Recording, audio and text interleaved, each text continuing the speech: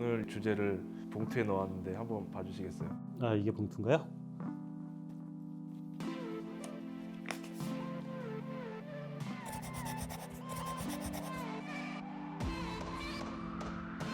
(604)면은 604조를 말하는 것 같습니다. 내년도 예산안이 604조죠.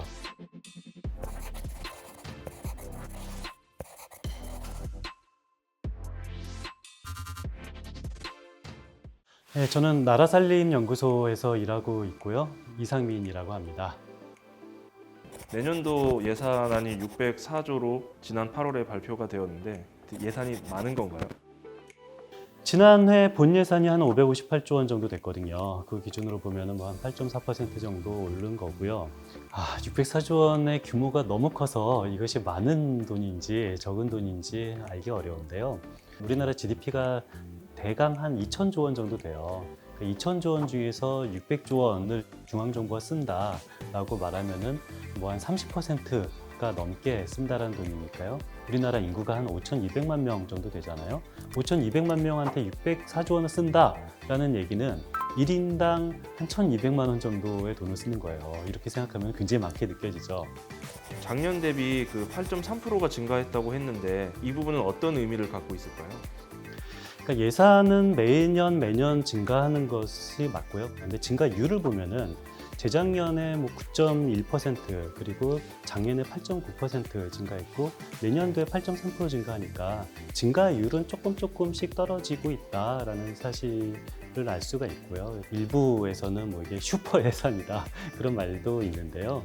슈퍼 예산이라 하면 정상 예산, 그러니까 노멀 예산이 의 범위를 벗어났다라는 것이 슈퍼 예산인 거잖아요. 그런데 이 증가율을 보면은 점점 조금씩 하락하고 있는 상황에서 슈퍼 예산이라고까지 말하기는 어렵고요.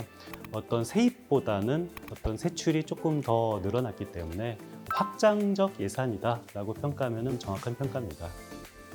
그러면 2022년 예산안의 가장 큰 목표가 무엇인가요?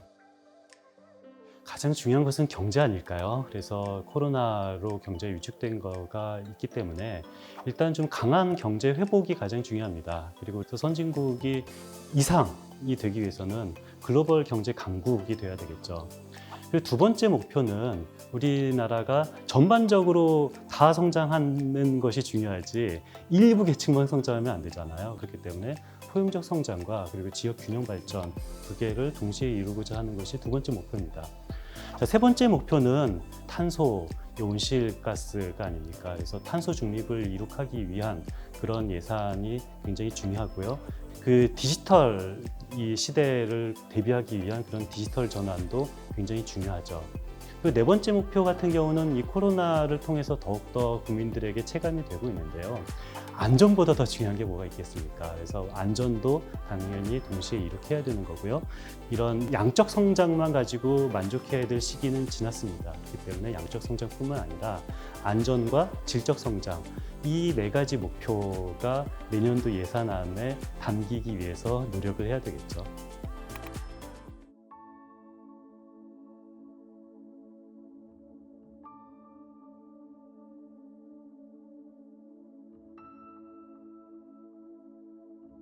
일단 상식적으로 생각했을 때요, 내년도 예산안 가장 중요한 부분은 이 코로나 시대에서 보건 분야겠죠. 그 코로나 회복에서 가장 중요한 점은 백신을 얼마나 많이 맞냐라는 건데요. 그래서 이 백신 관련 예산은 굉장히 크게 늘었습니다. 백신 접종 관련 예산이 내년도 3.2조 원이 포함되어 있고요. 그리고 건강보험에 국가가 지급해야 되는 금액이 내년도 1조 원이 추가 늘었습니다. 그리고 코로나 때 피해를 가장 많이 보신 분들이 아무래도 소상공인이 있잖아요. 그래서 소상공인들이 받은 그 피해를 지원하기 위해서 1.8조 원 정도 예산이 포함되었습니다. 그리고 어쩔 수 없이 이제 폐업하신 분들은 이제 재기를 해야 되잖아요. 그래서 새로운 창업을 지원하는데 그런 관련 예산이 한 3.9조 원 정도 내년에 포함되어 있습니다. 이런 부분에 대한 그 사회 안전망 투자가 필요한 이유는 무엇일까요?